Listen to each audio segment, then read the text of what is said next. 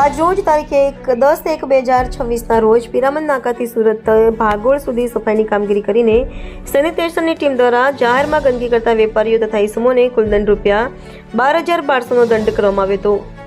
મુખ્ય અધિકારી શ્રી કેશુભાઈ કાલોડિયા, સેનેટરી વિભાગના ઇન્સ્પેક્ટર આરજે મેડા તથા આઈસી સેનેટરી ઇન્સ્પેક્ટર જયેશકુમાર આઈ સોલંકી, નીલિમાબેન મોદી તેમજ સુપરવાઇઝર શ્રી મહેશભાઈ વસાવા તથા અમિત ચૌહાણ, ગૌરાંગભાઈ ગોહિલ, પ્રકાશભાઈ સોલંકી, મિહિરભાઈ પટેલ હાજર રહ્યા હતા.